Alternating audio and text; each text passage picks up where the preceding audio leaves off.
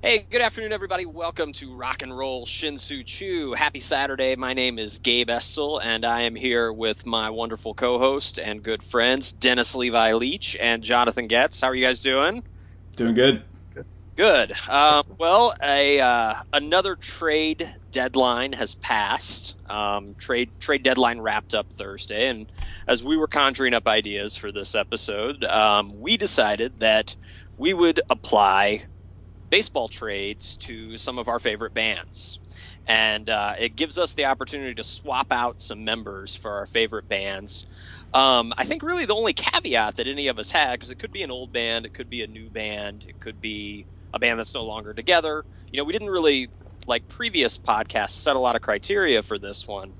But probably the only thing that I kept in mind, and probably this is for you guys too when you were making your selections, I sort of thought if the person would be a good fit for the band that he's Yeah. going to, right? Um, Yeah. so I thought about that. That was the one thing I kept in mind. Like, oh, hey, would this really work? Right?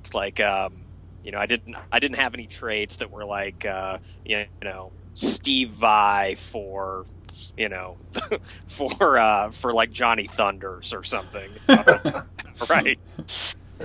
Like that. So yeah, That's a mind screw there, man. it is, isn't it? Yeah, Steve Vai and the New York Dolls changes everything. So He had really high cheekbones, man. Steve Vai did have really does Does, yes, I- still. he does have really high He cheeks. has not He had could have one. been a doll. He could have been a doll. Yeah. Absolutely. Um, yeah, he would look great in makeup. So anyway, we're going to talk about trades today. We're going to talk about the band trades that I mentioned, as well as some of the infamous trades in the history of the three franchises that we root for. Okay. Obviously, before we get into the rock trades, our three teams, for those of you listening to the show, that would be the Cubs, the Royals, and the White Sox. The Cubs made a huge splash early. We've already talked about that quite a bit by trading the Shark, Jeff Samardzija, to a team that in Oakland that seems to just be stockpiling good pitchers at this point. And then the thing that and the White Sox really just stood pat. It's kind of a team that doesn't really know where it's at right now. I mean, obviously they're not going to win the division. Detroit only got better by getting David Price. And that rotation now is just pretty insane in Detroit. But the White Sox just kind of stood pat because, they could finish couple games above 500. They could finish below 500. So I think they just wanted to play it safe and didn't really want to sacrifice any talent. Or maybe they didn't get an offer that was enticing enough. But the thing that struck me about the trade deadline this year was I thought the Royals would be more active. So, Jonathan, I wanted to before we get into our rock trades, I wanted to hear from you because it was a rather dormant trade deadline for Kansas City. Yeah. And I want to see what you thought about that. If you were Yeah. disappointed, if you felt as though they should have been more active participants during the trading season this year. Yeah, I think a lot of people were curious because they're hovering, they're a few games above 500, and they're a few games back of the division, and even less back of the wild card, and but at the same time, it's like, well, what sort of deal could they swing? And people, they don't want to see one of the young arms go in a trade, whether it be Duffy or Ventura. We need to keep those guys because Shields is probably going to be gone at the end of the year. But and then the deal that Oakland ended up swinging for Lester, it's like I think you texted me saying, hey, why couldn't the Royals pull this off with Shields, getting Cespedes for Shields? And I wonder if maybe Oakland wouldn't have been as hip to that, knowing that the Royals have the potential to be in the postseason while the Red Sox don't. There was also Right. word. Yeah.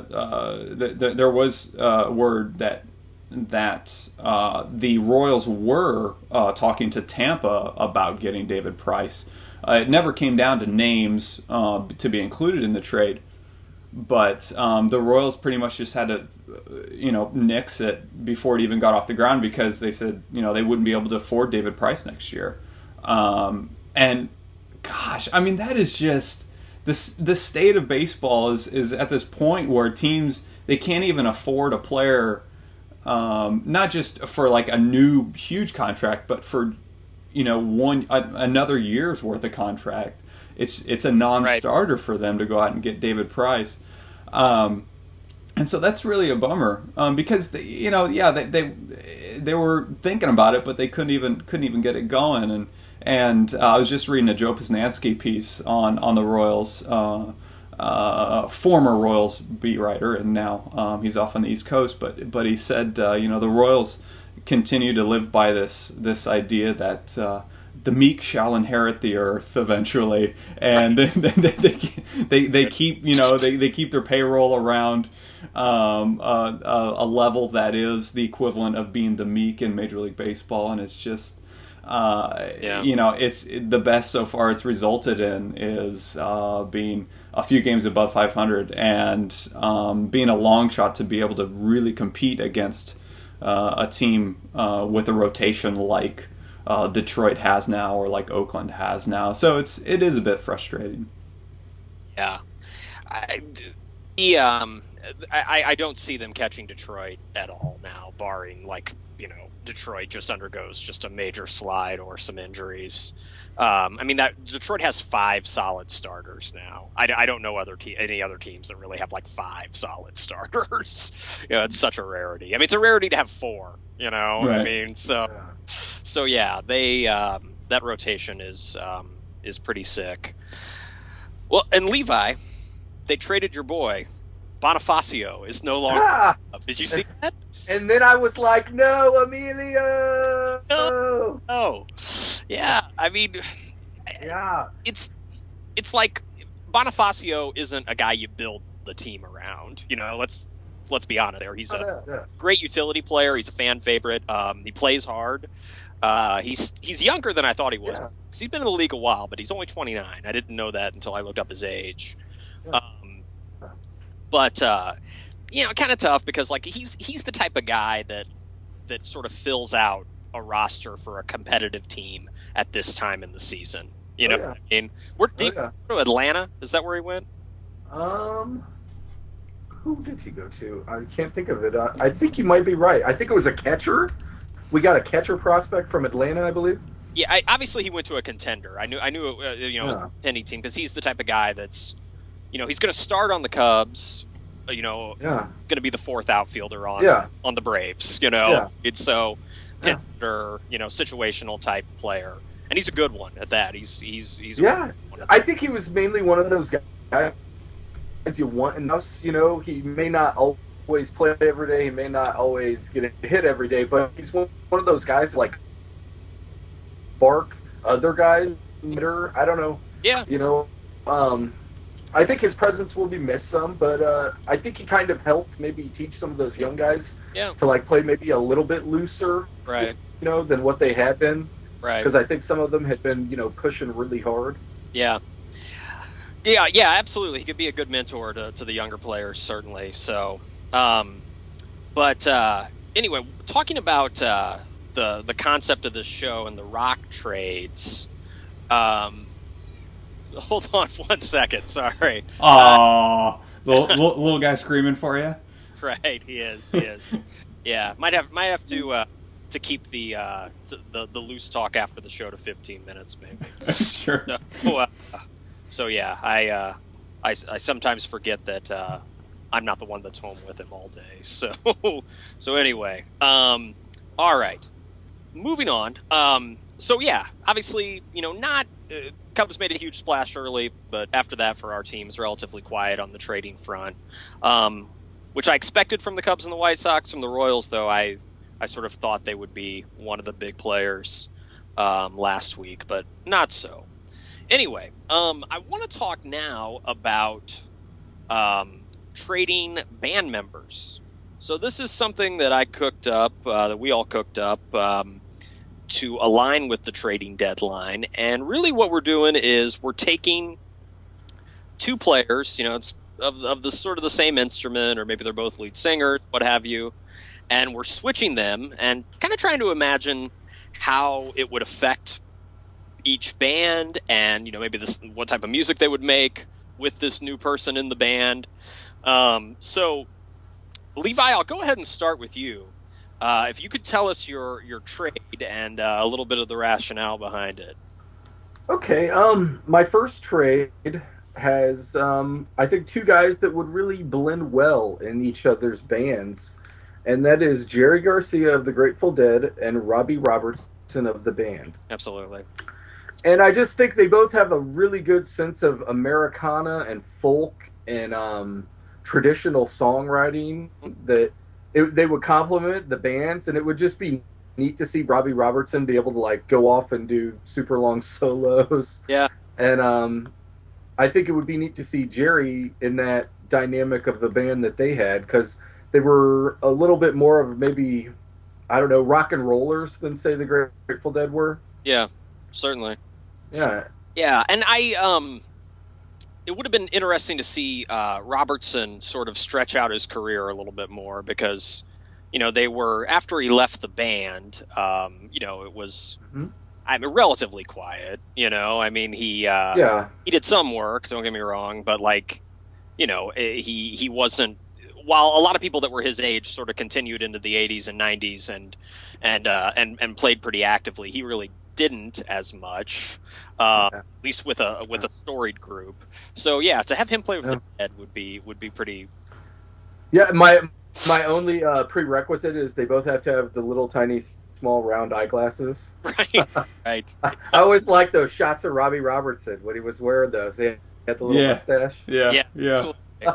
So would Robbie sing? Because Robbie didn't sing much in the band except mainly backing vocals. Yeah. Would he take over Jerry's vocal duties, or do you hand over Jerry's vocal duties? I would say Bobby would probably take on more of the vocal duties, and then Robbie would definitely just be backup vocals and then do all the lead work, and then also some of the rhythm. Yeah. Yeah, definitely. Yeah. Did you know that the band, when they were kind of sort of limping along in the 90s, they actually opened for the Dead on a couple of those later tours, like 93, 94, around there. Yeah.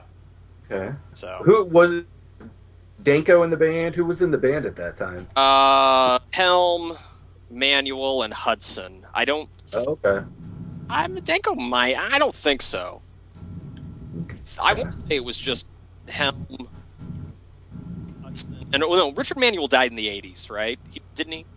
Correct me if right, 86. Yeah. Okay, so not Manuel, but I guess it maybe would have been Danko, Hudson, and Helm, and it kind of rounded out the group there. I mean, those are the three holdovers from the original group. So yeah, some grim years for the band. Not opening for the Dead at in stadiums is obviously a coveted gig, but yeah, some grim years for the band in the 80s and 90s. Yeah, a buddy of mine saw him in a parking lot one time. Yeah, like a parking lot kind of it into like the late 80s. Yeah. Manual. It's romantic to think that the last waltz was actually the last waltz of the band, but it wasn't. The last waltz is that of the band as everybody wants to remember them. Yeah. Absolutely. Yeah. Even though its incarnations of them played for another 15 years, essentially. So yeah, I mean, it may have been interesting, if Jerry could have carried them through a little bit more consistently through the 80s and the 90s up until when he died. I mean, I guess in this fanciful world, he also still dies in 95 or whatever. But yes. But yeah, he maybe could have evened that out a little bit more, and Robbie could have been a bit more consistently productive.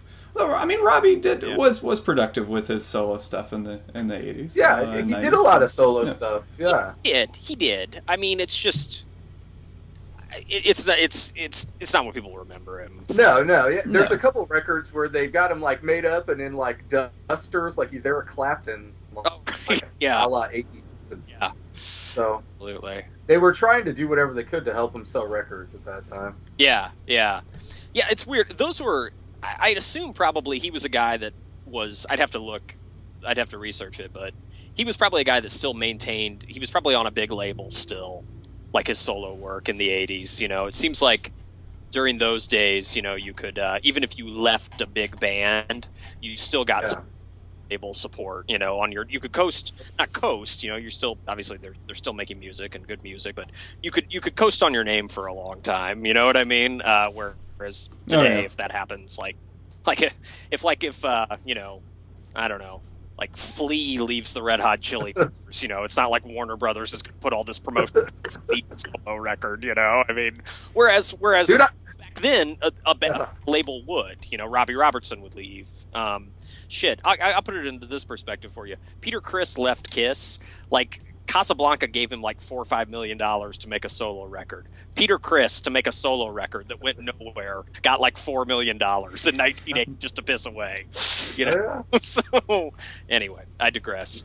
So good choice, man. I mean, those two acts definitely. Those are two guys that could fit right in. You know what I mean? Like, if the band had a gig the next day, Jerry Garcia could hang. You know what I mean? Like, it wouldn't take a lot of rehearsal, I wouldn't think. Yeah. Oh. Excellent. All right. Well, moving on, Jonathan. What about you, man? Your band swap. One of my all-time favorite drummers is Steve Gorman, and I talk about that quite a bit. Whenever I go to a Black Crow show, he always turns into the most valuable crow. Like, just his performance is. It's easy to forget about his abilities when. It's easy to forget about a drummer's abilities when the band is like 6 people strong. So, the Black Crow is one of my all-time favorite bands, especially post 1990, and Pearl Jam being one of the other top 3, probably post 1990. And so Pearl Jam's been through a litany of drummers, pretty amazing actually. And but their current drummer Matt Cameron has he's been with the band for since 90 or 2000, 98 tour and then 2000 album by Normal. I mean, it's hard you can't really call him the new guy anymore. He's like, not. It'd be like calling Ron the new guy. Right. Yeah. But it's still it's like you have a whole thing. A bunch of drummers there to think about, and I was cruising to me. All right. So I was thinking, to trade Gorman for to Pearl Jam for Jack Irons, who is Pearl Jam's drummer for Vitology and no, I'm sorry, only Stupid Mop on Vitology, and then into No Code and Yield. Jack Irons was the drummer. And he's more of the Crow style, I think. A guy like Aberzies or Irons would be more the Crow style. But I wanted to stay with the current drummer, and so the idea of shipping Matt Cameron off to the Crows was still a little tough for me to think about what Matt Cameron would sound like in the Crows, because when Matt Cameron joined Pearl Jam, I mean, he changed what that band sounded like. I would guess that his impact on the sound of Pearl Jam is probably, no drummer could have a greater impact on the sound of a band than Matt Cameron has had on Pearl Jam, through his song composition, his style of drumming, his backing vocals. It's pretty interesting, and you do get people who prefer pre-Matt Cameron Pearl Jam versus current Pearl Jam, no doubt about it. But I think Matt Cameron is a pretty awesome songwriter. But he has a really unique style, his time signatures and things like that. His bridges are really complicated. So I don't know if he would work in the Crows. So while you put Gorman on Pearl Jam, the Crows then have to turn in a 3-team deal and trade Matt Cameron to Cream for Ginger Baker. Right. Okay. So, right? 3-way. It's a 3-team deal. Savvy general manager's move right there. Yes. So, Because and we're sending Matt Cameron back in time, which is an interesting proposition because Matt Cameron doesn't look like he's aged since 1990. No, he does look still for his age. Yeah. He's kind of had the same haircut since like Super Unknown. Same face. Right. Oh yeah. So that's awesome. I could see just perfectly. I would hear Steve play Pearl Jam songs. Yeah, I mean to see here's Steve Gorman on like Satan's Bed or Who You Are or even Education would be pretty awesome. Tremor Christ. Oh man, yeah. And to hear Matt Cameron on like Tales of Brave Ulysses would be pretty neat. I also think Ginger Baker. So this would be an interesting dynamic. The Black Crowes would probably only be together for like 6 more months after Ginger Baker joins the band because they would just implode, right? Like the countdown would begin. Yeah. And so, but to hear Ginger Baker on like Black Moon Creepin' or High Head Blues or Let Me Share the Ride would be pretty choice for Ginger Baker. Oh yeah. But that band would be just like set on self-destruct. There's no doubt about it. They would be good for one tour and like maybe one album, and then they would all just go away because I think there's too many Type A personalities then there at that point. Oh yeah, absolutely. I love the 3-team deal. That's an angle I hadn't considered. So stuff there, man. Well, and really it goes back to what you were saying because you want. These guys have to work and obviously this is all hypothetical. The chemistry of a band is a very delicate thing, but on its face, Matt Cameron and the Black Crowes it doesn't quite jive, and so that's why I wanted to make it work, and so therefore we had to get another team involved. Absolutely. Cool. Yeah. Yeah, of Very the nice. three that you mentioned, I think Steve's like the best fit. I agree. Well, that was the goal. We had to get Steve Gorman on Pearl Jam. Like that was the whole crux of the trade. I cross my fingers that like I don't want this to happen. Like if Matt Cameron needs to take some time off, like Soundgarden needs to do a world tour or something. Yeah. Right. Like seriously, like somebody get Stone's digits and like text him Steve's number, please. All right. Yeah, amazing. All right. Well, with my trade, I've definitely got 2 iconic hard rock bands involved. This one sort of is time sensitive, in the sense that not time sensitive, but it's trade would take place in 1982. Because one of these members that I'm about to mention actually did ask to join this band, and they said no, and not out of spiteful reasons. It's just it wouldn't be a good fit, and his band was huge anyway, so why would he leave them? Blah blah blah. So the swap that I'm talking about is in 1982. Eddie Van Halen in exchange for Ace Frehley. All right, okay. Ace Frehley in 1982 quit Kiss. So he's about to quit, right? He doesn't like the direction they're going in.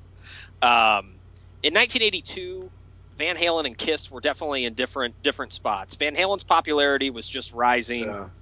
They were almost a stadium act at that point. They were a band they hit it big in the late 70s and just continued on into the 80s.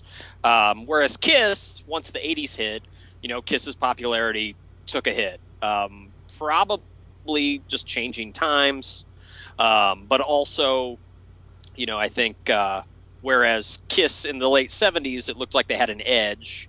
They became poppier, and a lot of people just viewed it as silly. There was nothing dark or menacing about it anymore. So in '82, Kiss just had finished The Elder. The year before, so that was like Kiss's attempt at a concept album, which I think is so bad it's good.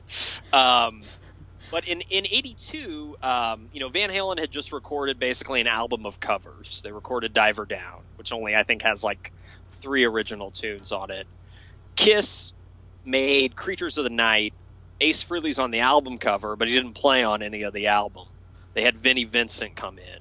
And Vinnie Vincent, if anybody knows anything about Vinnie Vincent was an Eddie Van Halen wannabe. He was like a, he was a finger tapper, right? Let's see how many notes we can cram into one bar type guy, right?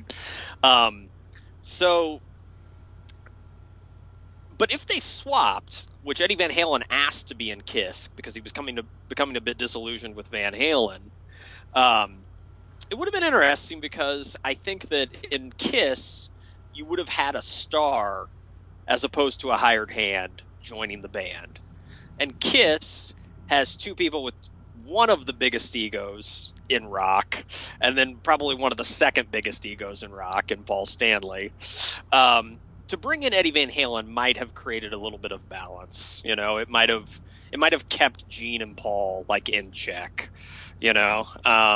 Also, I'd love to see Eddie Van Halen in the makeup. Because like in makeup basically for one more year after Ace left. Mm-hmm. And then they brought Vinnie Vincent as the encore, right? So there are actually, I think, some copies of Creatures of the Night that they made with Vinnie Vincent on them. I think afterwards, after Ace had left, they put out a few of those, yeah. And I'm you saying that they changed the album cover? Right. Yeah. Like they swapped out, Ace for Vinnie Vincent. Wow, that's fascinating. So, yeah. And it was like a year later that they did that? Yeah, like 82 or 80. Like the album came out in 82, and I think they did that in 83. So, like, yeah, it was like all the first pressings have Ace, and then like when they had sold out of those, the second pressings are with Vinnie Vincent. That's interesting. Well, I also read too that obviously this is 1982, 83, pre-internet. A lot of Kiss fans showed up at those shows, and they didn't know Ace wasn't in the band anymore. You know what I mean? Just word didn't travel that quickly, So, they showed up, and then all of a sudden there's this different guy up on stage. So that threw some people off. If that guy was Eddie Van Halen, they probably would have sold a hell of a lot more tickets than they did in 1982, and then 83. So shortly, and then a few months later, Kiss took off the makeup, sort of got into spandex and hairband, and then sort of became, sort of a Bon Jovi type, Warrant, Poison type act, up until they put the makeup back on again. Now, Ace joining Van Halen, that's the piece of the puzzle that's a little bit more perplexing because, they would have been making 1984, which, if Eddie didn't have anything to do with it, it would have sounded completely different because if you listen to 1984, you can hear the groundwork being laid for the Sammy Hagar era. Like it's synthesizer heavy. The songs there's more production. The songs are poppier. They're more accessible than some of the like any song on like Fair Warning or Women and Children First. There's songs that obviously 1984 really broadened Van Halen's audience quite a bit. Yeah. So I'm not sure if Ace would have fit into that. He probably would have done the guitar, you wouldn't have heard the synthesizers on that album. The album, maybe 1984, would have been a little more raw. So I would have liked that, I think. And then with Kiss, I think Eddie would have had really dynamic solos in the middle of Kiss songs. Which, as much as I love Ace, sometimes Ace's solos could be a little bit repetitive. So it would have been an interesting swap, and it's something that at least Eddie Van Halen wanted to be in Kiss, which is something that some people might not know. All right, Yeah. Good stuff all around. I want to talk about our baseball trades now. We're sort of talking about a trade in our team's history, sort of an infamous trade. I've got one that is pretty famous here in Chicago. But Levi, I'm going to kick it back to you though, because I want to start with your baseball trade that went down in Cubs history. This was tough. The Cubs have a very large, deep pool of these to select from. You know, it was really, really hard to just pinpoint one. I'll be honest. Some of the ones that were the worst during my time of being alive that I can remember is, when they traded Dennis Eckersley, they traded Lee Smith for players that you would not know if I named them. Then in '89, they were trying to get into the playoffs, and which they did, but they traded Rafael Palmeiro and Jamie Moyer for Mitch Williams to do it. So that was a really, really bad trade. In '98, same thing. I think it was the wild card in '98. We were fighting to get in that. And so we traded a young pitcher at the time. You might have heard of him now. His name is John Garland. We traded him for this pitcher by the name of Karchner, and he's nowhere to be found now. And we all know how John Garland turned out. Hey, got a World Series ring. Yeah. Yeah. So to say the worst Cubs trade, I would have to say would be, I think it was 1962. It was Lou Brock for Ernie Broglio. And now you're going, who the hell is Ernie Broglio? And that's what I'm saying too. No one knows who he is. Everyone knows who Lou Brock is, though. And the thing that was like the ultimate salt in the wound for this trade is that it was to the Cardinals, our division rival. And so for a couple decades, we got to see Lou Brock tear it up down in St. Louis and always be a Cub killer. And it was just a really, really awful trade. It was tough to pick just one, but if I had to say that's the worst Cubs trade, I think, in history. I didn't know about that one. I didn't know that Lou Brock was on the Cubs at one time. He was a rookie in 1960, I believe it is. Yeah. Man. He had 2 crappy seasons for us because we're like kind of struggling, and we just gave up on him. He was only like 23 or 4 at the time. Man, yikes! Ouch. All right. Ouch. Yeah. Yeah. If you notice, I mean, I have it's a whole list of Hall of Famers: Lou Brock, Lee Smith, Dennis Eckersley, Rafael Palmeiro would have been if he hadn't gotten with the roids. Jamie Moyer could be in the Hall of Fame someday. The Cubs have traded away Hall of Famers. There's a track record of it. Yeah. Yeah, that's tough. What can you do? I mean, it's interesting. When they're 23 or 24, that's hard to swallow because it's like, okay, now is when you're going to see progress. And it's like, right. Not until they're 27 should you give up on a guy, so to speak. I mean, unless you're just straight up trading a guy you think highly of anyway to get an established name. And also, we're in a win now situation, which the Cubs were in '98. So I even some of the trades that were made this offseason are certainly could come back to bite teams in the ass. I think the Cardinals, to me, made a huge blunder the other day. I thought they got the short end of that as well. Yeah, I mean, they traded 2 younger guys in Craig and Kelly, who were both, who have struggled a little bit this year, but like 2 starting players for John Lackey at this stage of his career. No, yeah, for a team that's already had a lot of success. I mean, the Cardinals don't win the World Series this year. No big deal. I mean, the ballpark's going to be full next year too. So I don't get the move. I mean, if they win the World Series, I guess my opinion doesn't matter. But the win now thing certainly will cloud your judgment. Oh yeah, another one of those that ended up actually kind of working out a little bit for the Cubs was in, I believe, it was 1983, 84. We traded a young up and coming Joe Carter for Rick Sutcliffe. Yeah. Right. And so that actually was like a fair enough trade. Like if Huh. looking back on it nowadays, Yeah. But and Joe Carter is the one who hit a game-winning World Series home run. So Right. yep, What if? only the second player to ever do that. yeah, yeah, Ugh. That's Yeah, tough. Sutcliffe was, a great pitcher for the Cubs for seasons, but yeah, he didn't end up winning a World Series. Yeah, yeah. Well, speaking of 23, 24-year-olds, that's a good segue into what the Royals have done.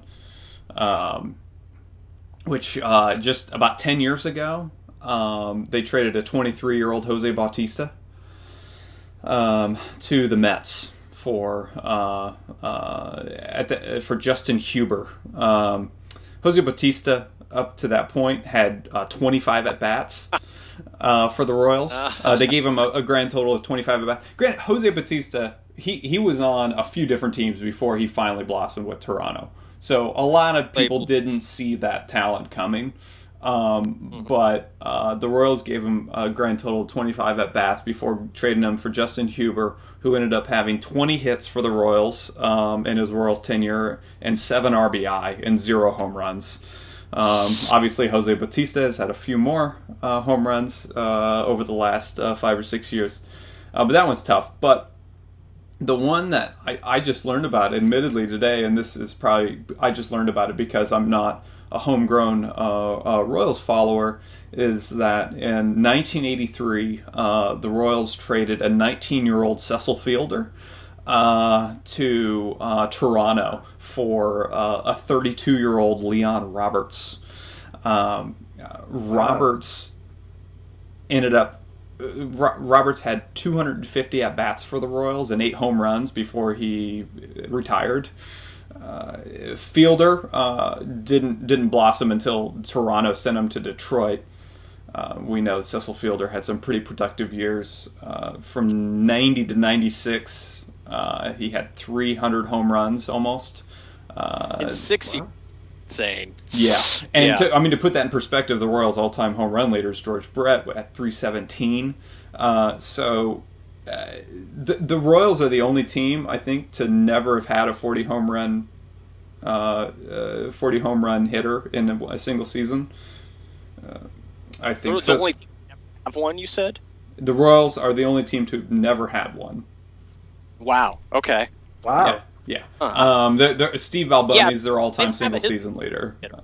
I do now that I'm sort of combing my brain and for Royals teams over the last 20, 30 years. Yeah, they've never really had a power hitter. No. Yeah. And granted, it's a big stadium. It's hard to hit home runs there, but at the same time, you gotta, you'd like to think that Cecil Fielder's 51 home runs that he had in 1990 would have been the equivalent of possibly 40 home runs for the Royals. Yeah. So, but he was 19 when they traded him, so that's pretty tough. Granted, he didn't really start swinging. He didn't start raking until 1990, so 6 or 7 years later. But that was surprising. When they traded him. Yeah, he probably didn't have any big league at bats yet, right? No, he never had any big league at bats with the Royals. He didn't until 1985, so 2 years later. Wow. And then he went to Japan for a few years prior to Detroit, I thought, right? I think he does have a year missing in his baseball reference stats here. So 1989, he may have been in Japan. Okay. 88, he was with Toronto, and then probably 89 was Japan, and then 90, he came back and hit 51 home runs, 132 RBIs. Yikes. Right. Yikes. Huge, because no one had really, not that a lot of people hit 50 now, but that was big because no one had hit 50 in quite a while. Well, up until that point, there had been I remember this was when I started really following baseball, was the late 80s, and no one had hit 50 home runs in the decade of the 80s. And meanwhile, there had been 50 home run hitters in every previous decade of whatever the live ball, modern ball era, whatever.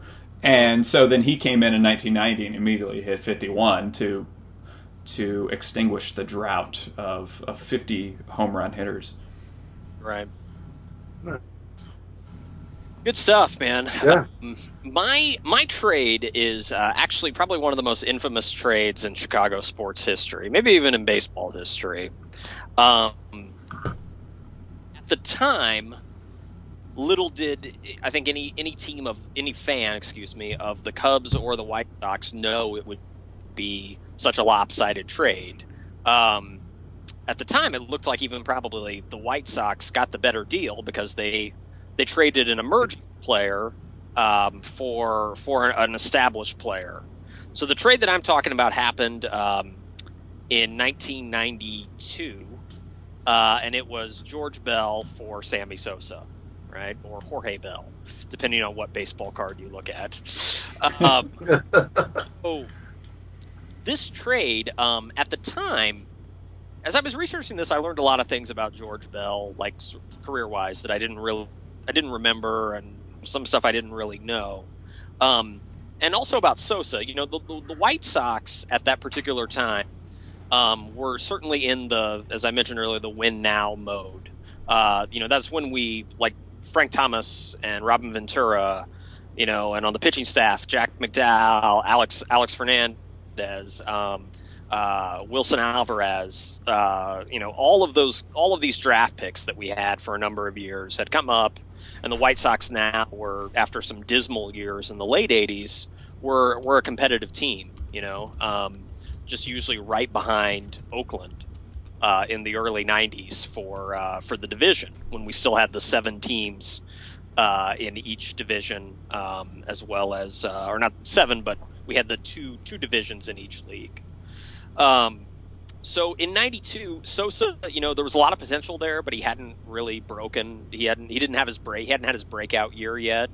He was showing some flourishes of he certainly was promising for the White Sox, but hadn't really happened yet. His average wasn't very high.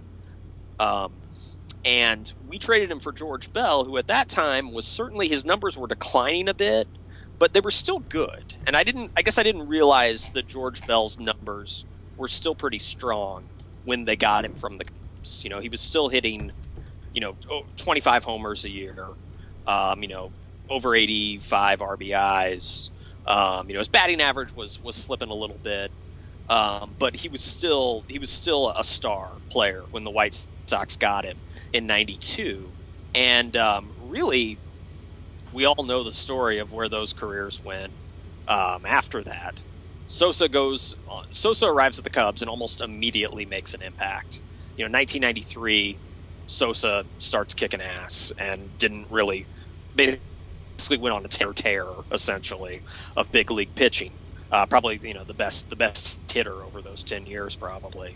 And then Bell has one decent season with the White Sox. '92 is actually an okay year for George Bell with the White Sox. You know, so it looks like the Sox might have gotten the upper hand in the trade. Well, the next year in '93, the White Sox won the division that year. They were a strong team, but George Bell didn't really have anything to do with it. He was actually even he was benched in the playoffs that year, so he could have faced his old team, the Blue Jays, in the playoffs, and the White Sox didn't play him because he had a bum knee at that point, and he very quietly retired that after that offseason. Wow. So, yeah, '93 was George Bell's last year in the league, and he really went out with a whimper on the bench in the playoff. He was only 33. He was only 33 too. That was the other thing. I wasn't really sure of George Bell's age. You know, like when he arrived on the White Sox, he was 33 when he retired, which is relatively young to retire. And then also, I thought he played longer. He only had 9 full big league seasons. 10, I guess, if you count the last one with the White Sox, but he only played in about 100 games and he was injured, and he ended the season on the bench. So I thought that George Bell, you know, had a longer career. And when all of us were collecting cards in the late '80s, to me he was always like the good guy on the Blue Jays. You know what I mean? Like, I didn't know much about him. He was like the one awesome player the Blue Jays had. Tony Fernandez, him and Kelly Gruber, Mickey, Dave Stieb. But you know what I mean? He was their star before Joe Carter Yeah. Oh arrived, yeah, Jack Morris yeah, arrived. They won absolutely. the World He Series. was their big stick for sure. Dude, Yeah. nowadays George Bell would have been offered like a 6-year contract when he wanted to retire. Nowadays, somebody would offer it to him. Oh, yeah. Yeah, absolutely. 33 and still, I don't know, still hitting 20 home runs. Yeah. Yeah, yeah. So I didn't know that George Bell didn't have a very long, well, not necessarily a long career. He was basically in the big leagues for 10 years. And then I didn't know how young he was when he retired. And also, I didn't know how good he was in the late 80s. Like, I knew he was good, but he was the 1987 American League MVP. I didn't know that prior to looking that up today, which I knew he put up some good numbers in Toronto in the mid and late 80s, but I didn't know he won an MVP. He even got some votes in '92. Yeah. That 1 year with the White Sox, he even got some votes. Yeah. So yeah, he did a lot of damage in a short amount of time. Definitely, he did. And then Sosa, becomes basically the biggest athlete in Chicago since Michael Jordan. Essentially, I mean, I can't think of anyone else. Yeah, for better or worse, for sure. Yeah, right. Mm-hmm. Absolutely. If Sosa would have stayed with the White Sox, he probably would have, he would have been hitting behind Frank Thomas. So that would have been pretty lethal. They're probably, getting maybe, 90 home runs between those two every season. That would have been nice. Yeah. But yeah, so didn't really happen. And the White Sox, really, 93 was a good year, but 93 to 2000, no playoff appearances. Made the playoffs in 2000. And the Cubs, during the late 90s had some pretty good teams. That were kind of on the precipice of. They were competitive, yeah, for sure. Yeah. Mm-hmm. Good. So yeah, the franchises moved in a little bit opposite directions, whereas the White Sox in the mid and late 90s were always what it seemed like always like 82 and 80, like all place. Basically up until the World Series year in 05, we were kind of like a perennial third place team for about 10 or 11 seasons. So yeah, so big trade there that looked like a good one at the time, and then ended up going in completely different directions. So yeah, crazy. Yeah, crazy stuff. Well, anyway, I want to show our cards. I've got mine here. I'll go first. I'll go first tonight. You treat yourself. You go first. I will. Darn it. This is the Diamond King that from 1989 that had the paint splatters on the side. I don't know if you remember that border for Donruss. Red border. And most of the time when I come across a Diamond Kings weren't always. We've had this discussion before. Diamond Kings weren't always the best player on the team. They were just somebody who was a key contributor the previous season, right? This guy must have been that person because I'd never heard of him prior to stumbling across this Diamond King in my baseball card box about 2 hours ago. This guy was on the Padres. Do you guys remember this guy, Ed Whitson? Ed Whitson, yeah, man. I don't know who the hell Ed Whitson is. I looked it up, and he had 1988. He had a really good season. Yeah. Well, okay, good. I had a really good 16 wins, 2.66 ERA. Hey, I'll take that from one of my starting pitchers. Yeah, he made the Diamond Kings here. And yeah, little known. That was like all he did. Yeah. After that, he had no other career basically. No starting lineup figure. I was like, well, maybe if he was good in '88, that means he would have maybe received a starting lineup, and I can't find it. No. That's a 90 Donruss too, by the way. 90. I'm sorry. Yeah, it is. You're right. I'm sorry. It is a 90 Donruss. Excuse me. No yeah. worries. Yeah. Got the Jackson Pollock paint splatters on the side. Yeah, that was the inspiration. For Ed Whitson. This is Jackson Pollock actually made this Donruss. It was a prototype. Yes. Yeah, that's right. So anyway, so that's my card. Ed Whitson, Nice. 1989, great season. Levi, let it rip. You want me to go? Okay.